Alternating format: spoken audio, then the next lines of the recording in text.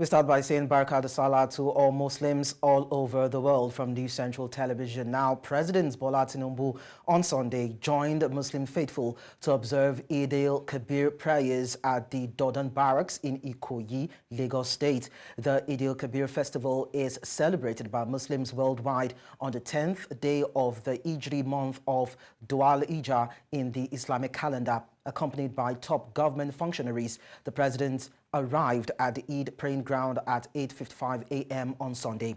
The Chief of Staff to the President, Femi Gbajabiamila, the National Secretary Advisor, Nuhu Ribadu, Lagos State Deputy Governor Obafemi Hamzat, former Lagos State Governor Babatunde Fashola, businessman Aliko Dangote, Senator Benga Shafa, and other dignitaries are also at the praying ground.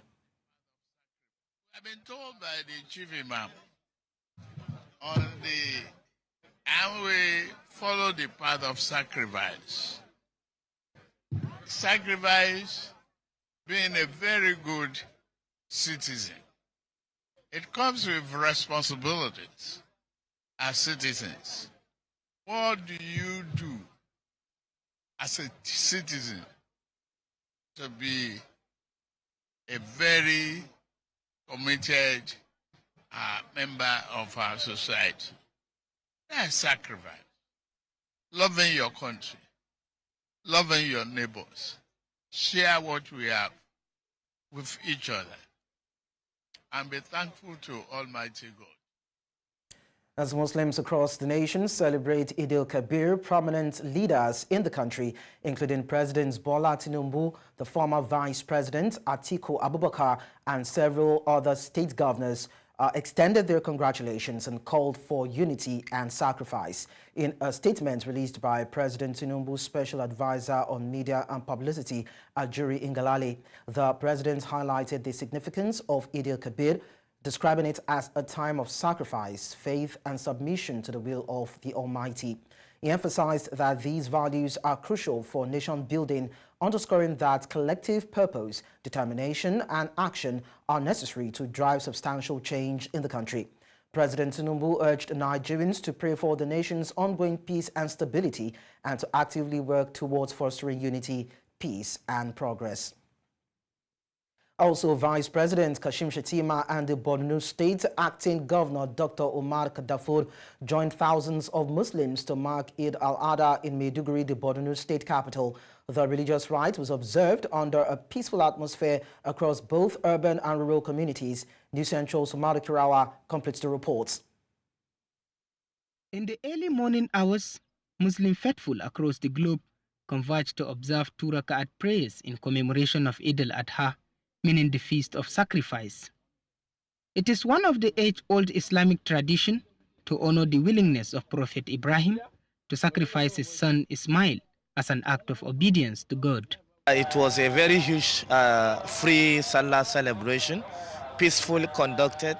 Here in Maiduguri, you can see we are thanking Almighty Allah for that. People have come out in mass to perform their Eid prayers. Alhamdulillah, askara kamaro. Allah fu ya kawe sura.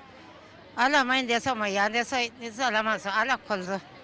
Gumna desa sama. Allah fu ya kawe ruye.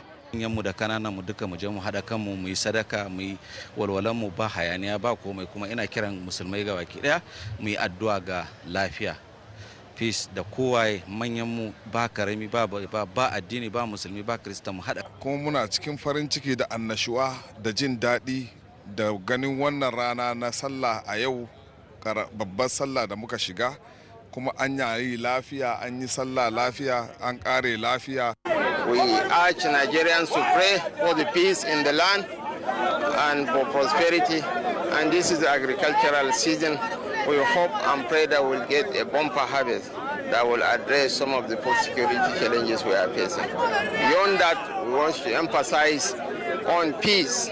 We have to cultivate peace, we have to promote peace, because there can never be development without peace. The smiles on the face of the faithful reflect their resilience after experiencing years of untold hardships and insecurity. I also want to enjoin all Muslims to be peace-abiding, and they should use this moment as a point of reflection to visit each other and pray for each other and pray for this nation. because this is what we need at this point of time. I want to appreciate the Vice President also for visiting Maiduguri to, witness this Eid with the Sheikh of Borno and the people of Borno State. Following the prayers, Vice President Kashim Shettima and the state's acting governor, Dr. Umar Kadafur, alongside top government officials, engaged with residents sharing festive greetings. In Maiduguri for News Central, Umaru Kirawa. We now tell you that the 16th Emir of Kano, Alhaji Muhammadu Sanusi II, is said to have held a Salah Durbar in the ancient city. Earlier, the Emir led the Eid prayer and sermon at the Kofar Mata Jumat Mosque. Governor Abba Kabir Yusuf and other cabinet members observed prayer with the Emir. The army, police, civil defense and others provided security. And the Kano police commander had earlier announced a ban on Salah Durbar after a joint security meeting in the state. However, Governor Abba Kabir Yusuf expressed dissatisfaction with the decision, faulting how the police arrived at such without consulting him as the chief security officer of the state.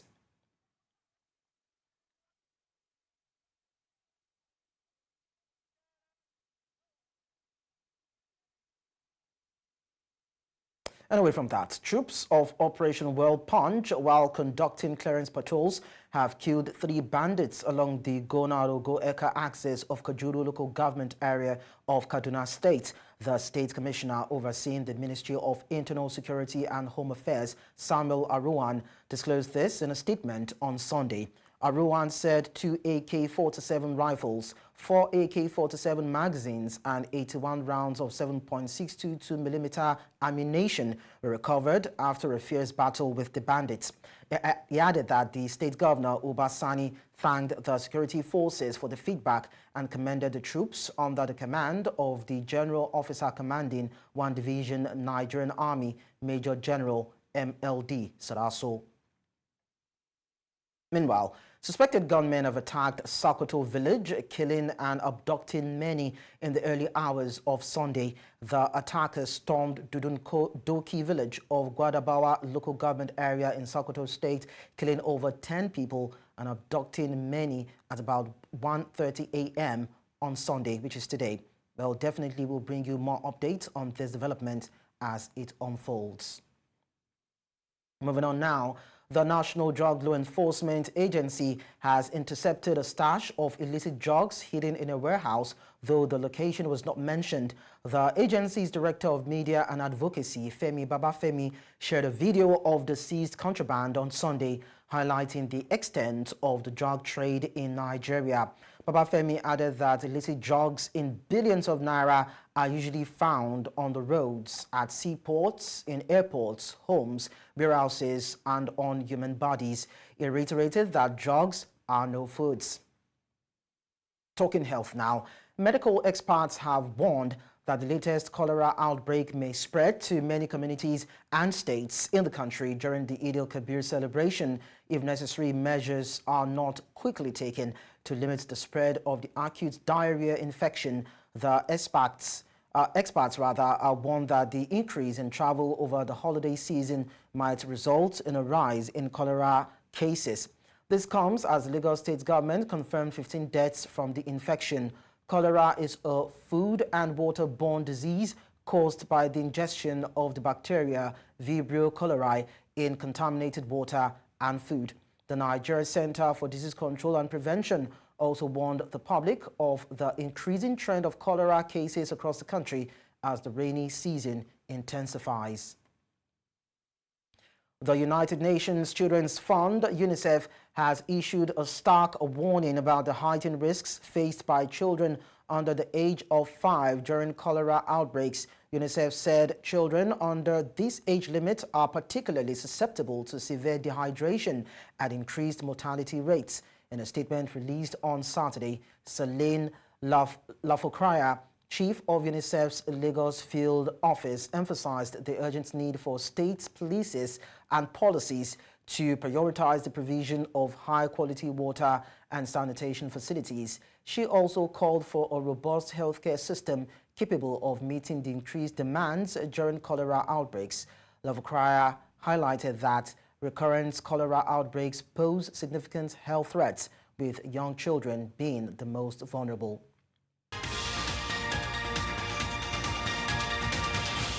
Every year, the world celebrates the special occasion of Father's Day on June 16, which plays a significant role in bringing families together and honoring the incredible man who works as the backbone of the family. The special day is dedicated to all the fathers, grandfathers, and stepdads and recognizes their love, support, and guidance. Father's Day serves as an occasion to appreciate every father who has been a mentor, protector, and role model. The idea of Father's Day was first conceived by Sonara Smart Dodd, a loving daughter from Spokane, Washington. It was also inspired by Mother's Day, which had been established as a national holiday. And now joining us to help us, of course, honor and observe such a day is our correspondent, Austin Azu, who has actually visited a couple of places where he is and spoken to a couple of people, and we hope to get details from him. Austin Azu, it's nice to have you around. Thank you. And I say Happy Father's Day to you. Yeah, of course, of course. So how is it that men are celebrating such a day where you are in the locality where you've, of course, been monitoring the situation? First and foremost, I'm in Delta State, as I'm the capital of Delta State.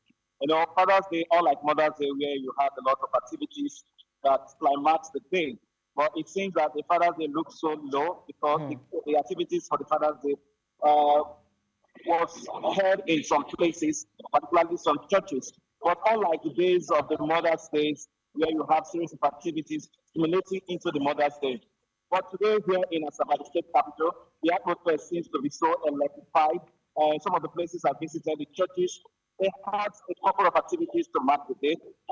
They did some kind of reunion. On before that day, they had some activities like heads talk, family talks, so on and so forth, just to ensure they're able to keep the family together. But most significantly is today, which happens to be the Father's Day. And of course, you know that it has to do with all about appreciating the effort of the father, you know, the significance of the father play in society. So these are lots more that we actually played out in most of the churches I visited. Just elogizing the father of the role he has played over the years, ensuring he's able to sustain the family, ensuring he's able to provide for the family, ensuring that everything concerning the family is being provided for. Of course, the man, as the head of the house, as the head of the home, has continued over the years to play a more significant role in empowering the family, providing for the family, ensure that he's the last man standing at the end of the day before every other person goes to bed. So these are lots more that played out, and not only that, some little, gifts were equally presented to the fathers just to appreciate them for what they have done. But you will not compare the Father's Day with the Mother's Day that was held some time ago, where you have series of activities, even fathers celebrating mothers. But today you can see, even on the social media, it's quite low compared to what men did for the fathers, did for the mothers. So it means there needs to be, it means a lot needs to be worked upon to sensitize people on this Father's Day. So that we'll have more recognition for the father. Well, yeah, you've actually spoken well, and it's nice to know that religious establishments are actually celebrating Father on a day like this. I want to believe that you actually had conversations with a few men in the areas that you covered. What did they say as fathers? Do they feel happy? Do they feel well appreciated? I'm looking at the contributions towards upholding and ensuring that the family thrives. Yes, of course. Many of them spoke, so including the bishops. They all said something very common among them, which happens to be that men at this trying time need to sit up, because of course we are in a very challenging situation in Nigeria, probably with the harsh economy, probably with the dollar increase, the rise of the dollar, and so on and so forth. So the advice to men is to ensure that they are able to, work and earn according to their means, and provide the work they can provide for their family, and ensure they're always there for their families. Because this is a hard time for men to take decisions. Because when the cash is not there, when the resources are not there, because so typical, I have stories about men who ran away from their homes because they are unable to provide for their families. So the clergy are advising them that they should anchor their hopes in God, But to believe in God, that God is the only one who provides, who can provide whatever needs, whatever challenges they are going through, they should all bring it to God and work tenaciously with faith and believe God that this challenge, this phase will face over, will face out, then believe God that a new chapter will be opened in their lives. But most importantly, that is stressed that men and fathers should remain focused in building their homes in ensure they are able to provide for the children, because the children, they said, look up to them. Of course, the fathers are symbols in the homes, symbols in the society, and of course, the children look up to them. They should be a role model for their children and the ones coming before them, so that they will be able to have a more healthy society where they will be able to transmit to the children or the ones behind them. Well, I believe that these messages actually resonate with a lot of fathers that are hoping to continue to be responsible for their homes. Of course, it's nice talking to you, Osin Azu. Thank you so much for bringing us these updates. We appreciate that. You're most welcome. You're still watching News Central now. Earlier on, we told you that the 16th Emir of Kano, Alhaji Sanusi Mohammed II, observed the Salah Durbar in the ancient city of Kano, and he observed the Eid prayer and sermon at the Kofa Mata Jumat Mosque. Now, to help us understand how this particular day is being observed and celebrated in Kano State, we have Abdullah Hadi Ibrahim, who is a journalist in Kano. Abdul Hadi, thank you so much for joining us on the news.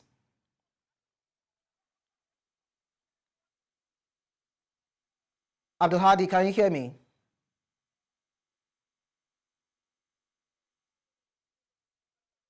All right, I guess we'll be able to get back to that conversation to hear more details, of course, to get details from the Abdulhadi and see how it has been celebrated. That is Eid al-Kabir in Kano State. Now, away from that, the Nigeria Labour Congress has called on President Bola Tinubu to meet its demands for a new minimum wage, citing the practical realities faced by workers in the country. Now, this comes after President Tinubu, during a meeting with some governors and members of the National Assembly on the nation's 25th Democracy Day anniversary, stated that the government can only pay what the country can afford. Reacting to the president's comments, NLC spokesperson Benson Upah described the statement as a contradiction of Tinubu's earlier promise to ensure a living wage for workers. Upah emphasized that the government's current position does not align with the commitment to provide a wage that meets the cost of living. The ongoing debate over the new minimum wage continues to create tensions between the government, labor unions, and the organized private sector as all parties strive to find a resolution. In the meantime, the chairman of the Tripartite Committee on National Minimum Wage, Goni, has called on organized labor to reassess its demands in light of economic realities and non-monetary benefits provided by the federal government.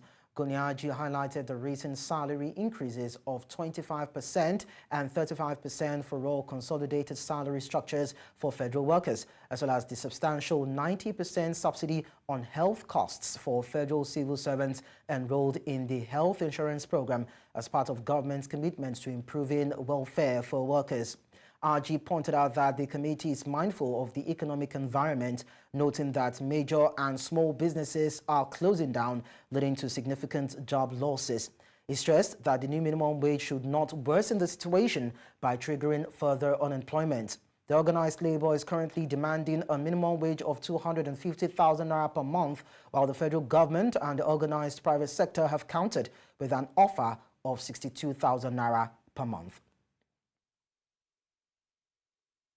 Now, the recent plan by Nigeria's federal government to borrow about 20 trillion naira from the nation's pension fund for infrastructural development has continued to generate controversies nationwide. Stakeholders, while condemning the move, say the action is detrimental to the interest of the beneficiaries of the funds, a situation they find unacceptable. Marvelous Obomano tells us more in this report.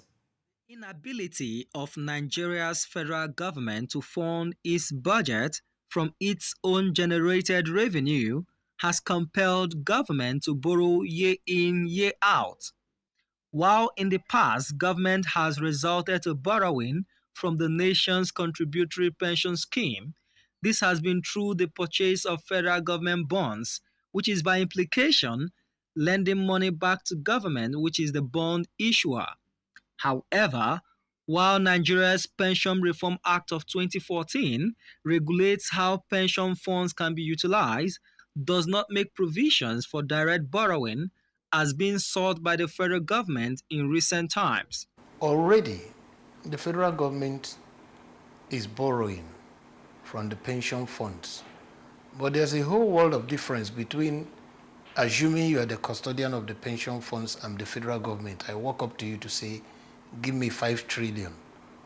That's different from when those, the federal government floats bonds, and then the monies from pension funds are invested in bonds or in government securities or in treasury bills is already happening.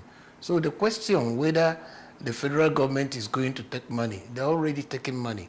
The fear is if this pension fund, which is meant to be money kept aside for senior citizens who are retirees so that they can have something to keep body and soul together to the end of their life. If government borrows this fund, will government pay on schedule? Stakeholders have raised concerns about government's inability to raise funds for key projects, saying there is a need to block loopholes responsible for financial leakages. They say that the lack of transparency and accountability for funds borrowed in the past have eroded people's trust in government and their intention to provide people-centered development to citizens. We pay for passport renewal. We pay for driving license renewal.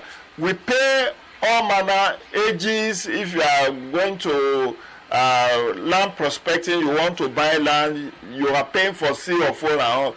These monies are not supposed to be collected and spent by the collection agencies. They are supposed to be put in the federation account to be distributed. If the debts have been managed and invested in such a way that to fuel the growth of the private sector, it will also facilitate the government being in a better position to repay when the time for repayment is due. So you borrow, you grow the economy, you have the capacity to borrow, and you can even borrow more. What we are troubled is that we are borrowing for consumption. We are borrowing to pay salaries and do recurrent expenditure. So that's the critical challenge. As the government seeks to look at other avenues to fund its projects, experts say blocking financial leakages like oil theft and making revenue-generating agencies more accountable to the nation is a good way to start. In Abuja for News Central, Marvelous Obomman. So now we can talk about how Eid al-Kabir is being celebrated in Kano State, and we have Hadi Ibrahim, who is actually a journalist in Kano, that will be helping us understand how that is panning out in the States. Hadi, can you hear me? Abdul Hadi, can you hear me?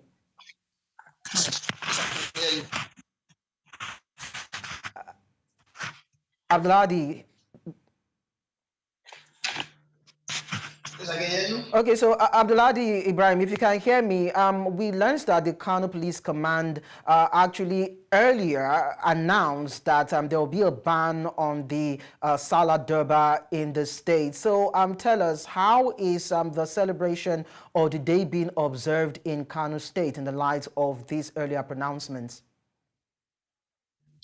Well, actually, the Kano State Police Command, under the immediate past Kano State Police Commissioner Hussein Kamal, has already banned the Durbar festival here in Kano because of the current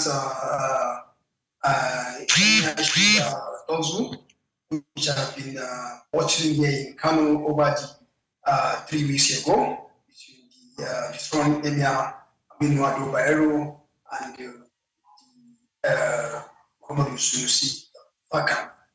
And today in Kano, actually, people have been expecting what will happen today, this morning, during the Eid Kabir prayer, where the two Emir Durbar and the Sunusi, where are they going to observe their 2 rakat prayer at the Durbar. So unfortunately, Kano here, there was a heavy downpour here in Kano, unfortunately, but they still ban the Kano State Police has already banned the Durbar Festival here in Kano. But the Kano State government is still insisting that they are still going to the Durbar Festival with the Emir Sunusi, even with the ban of the police order. Okay, so according to what we also understand, we learned that the current emir of Kano State, as Muhammad Sanusi II, and the governor of the state, Abba Kabir Yusuf, were said to have been heavily guarded by the police, security personnel, and of course civil defense. So is there a security threat that is imminent in the state, despite the fact that we know that there's a lingering tension as regards the parts also in Kano State, or it's just a security protocol and something that needs to be observed? Well, actually, since day before yesterday, different security personnel were deployed in Kano State in different places, more especially in the strategic places, more especially at the ground prayer, where the prayer is going to be observed today, and the heavy security has been deployed in the current emir's house. Then also the heavy security personnel were also being deployed at the dethroned emir's house, where he camped himself since when he has returned. So the issue is that Kano people are in a very difficult situation, because most of the people that are not from Kano, they are even afraid to enter Kano because of what they are hearing about Kano, what is going to happen in Kano. But up to now, currently, the people they don't know their stand. Is it the Durbar Festival? Is it going to take place tomorrow? Because the Durbar Festival started from tomorrow. People are still doubting. Is this Durbar Festival, is it going to conduct, or is it going to be done in Kano tomorrow or not? So people, more especially people from neighboring states, are trying to visit to Kano, but unfortunately to current insecurity because of the emirship council don't want to come to Kano. Actually, currently now nobody will tell you that the Emir Sunusi is going to do the Durbar Festival as usual or not. And we heard that the Tony Emir Durbar has earlier obeyed the instruction of the police that the banner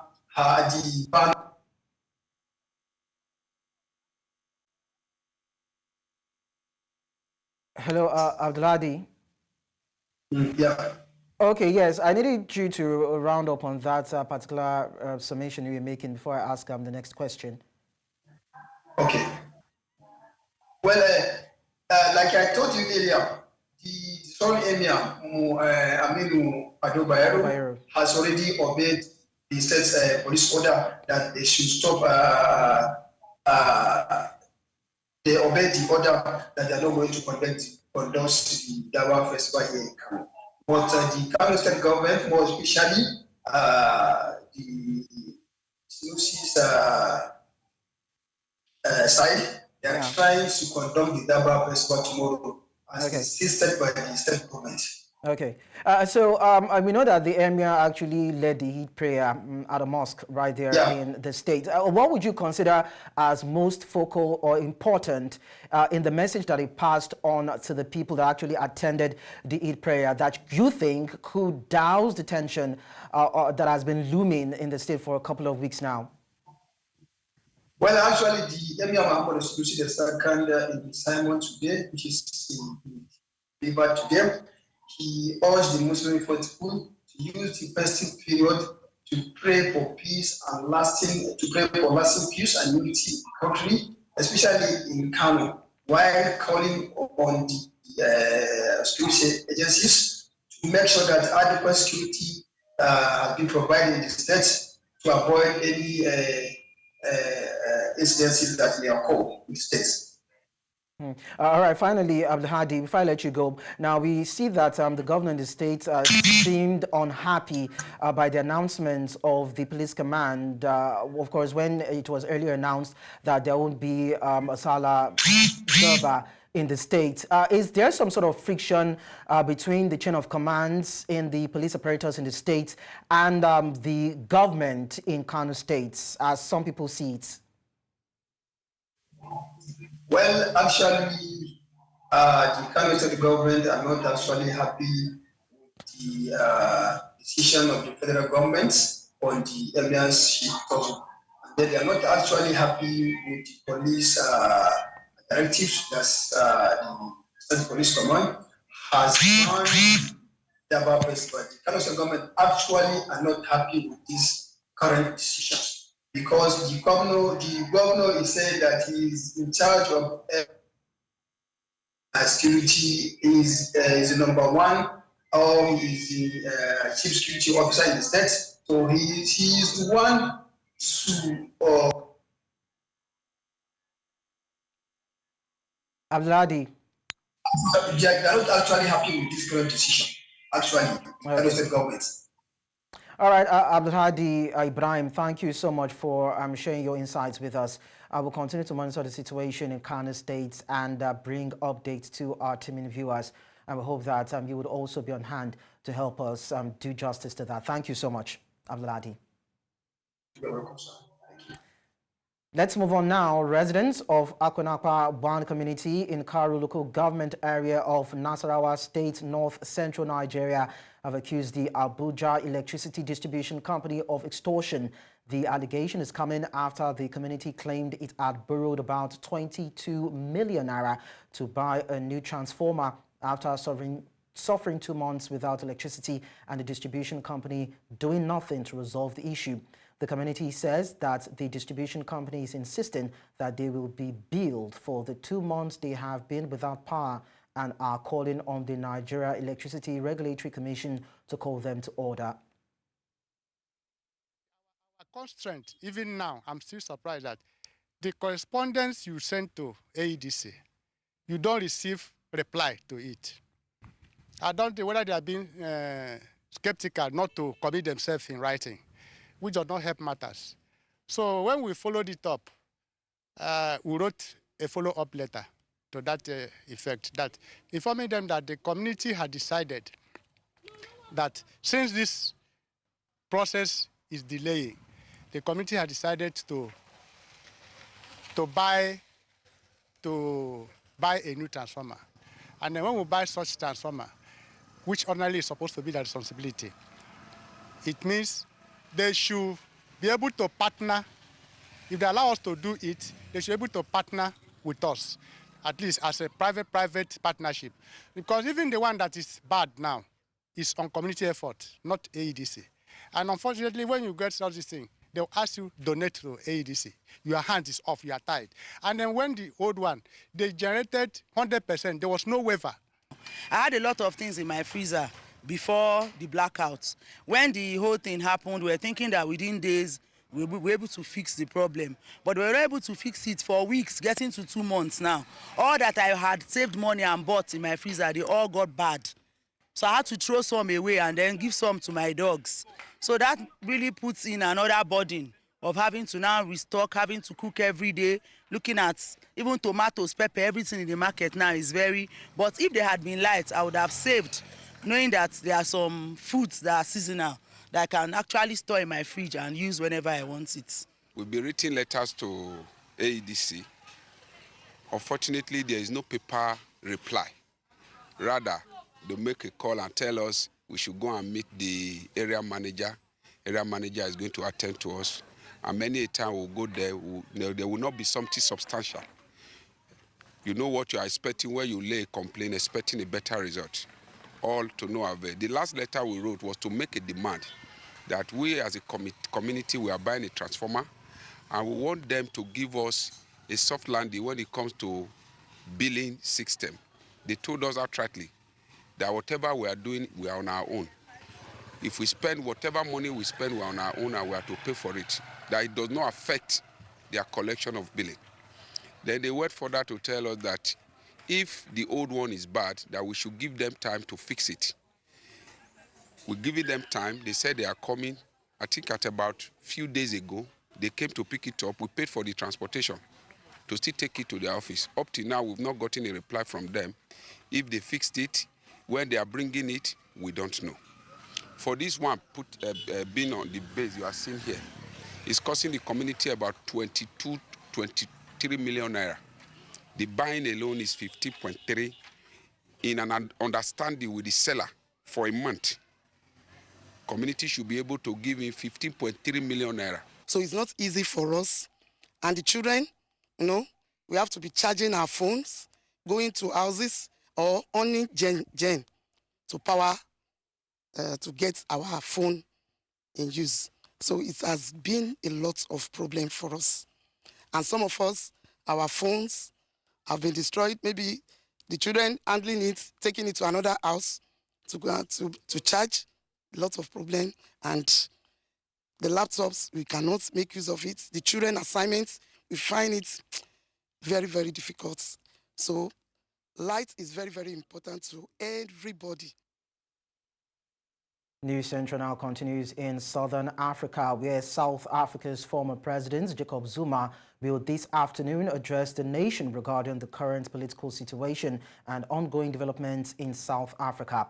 According to a media statement, the current leader of MK Party will cover a range of topics that are currently vital to the national discourse and the future trajectory of the nation.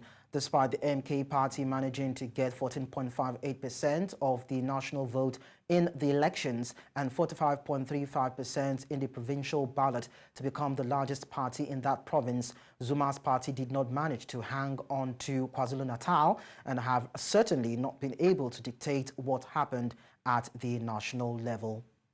Away from that, war, climate change and man-made shortages have plunged Sudan into a severe water crisis, compounding the nation's existing hardships.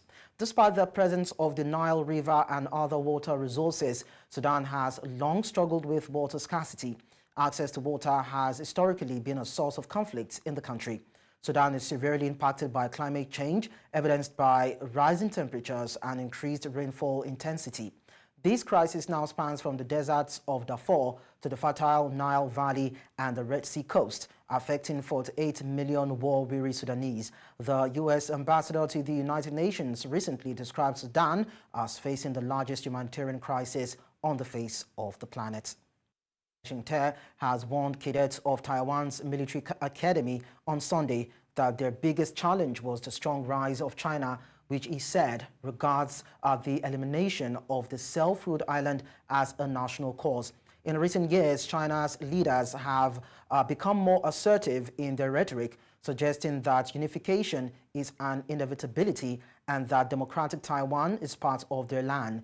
Beijing has also stepped up military pressures, most recently launching war games that encircled the island with warplanes and naval vessels days after Lai was sworn into office last month. Speaking at the centennial anniversary of the founding of Taiwan's Whampoa Military Academy, Lai said teachers and cadets must recognize the challenges and missions of the new era.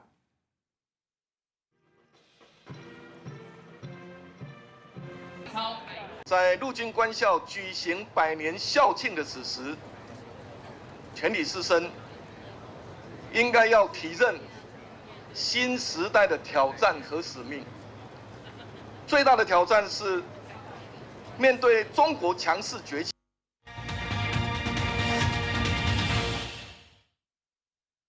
Talking business now, the prices of petroleum products in Ghana are expected to go up marginally in the second half of June 2024. The Institute for Energy Security has predicted this is on account of the worsening performance of the Ghana cedi through the prices of finished products of petrol, diesel and liquefied petroleum gas, which have recorded falling prices for second time in a row. In the last 2 weeks, the price of gasoline has increased by 5.49%, the price of petrol by 2.82%, and the price of LPG by 1.48%.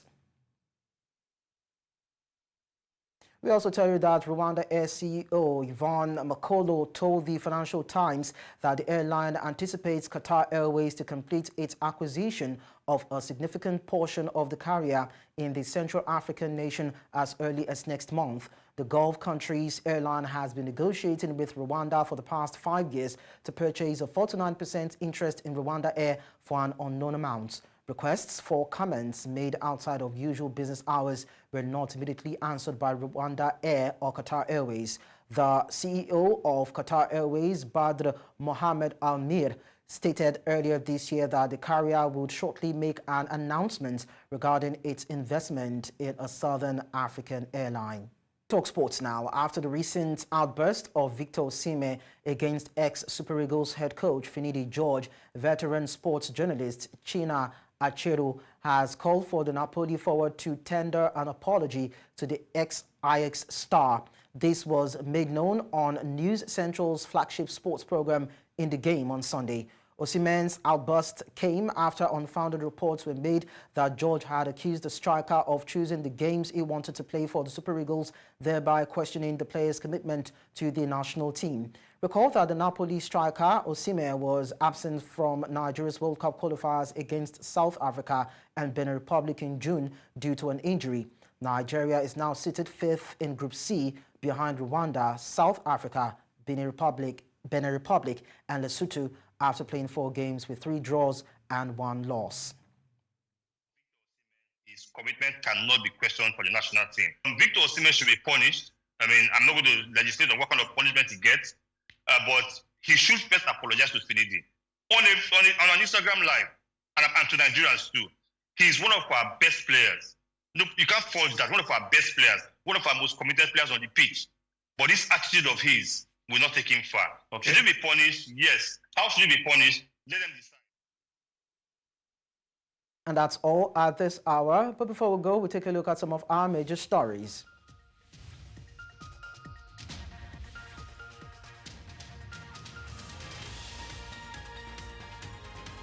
President Tinubu tasks Nigerians on unity and sacrifice as Muslims mark Eid al-Kabir.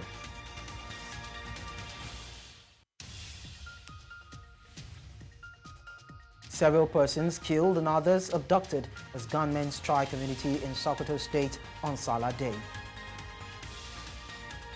Sudan battles severe water shortages amidst its lingering conflict. Do send your eyewitness report to the WhatsApp number and email on your screen. While you do that, follow us on social media. We are at News Central TV. And you can equally watch us live on DSTV channel 422, Star Times channel 274, Avo TV and YouTube. Many thanks for watching. I am Lekon Omabanjo.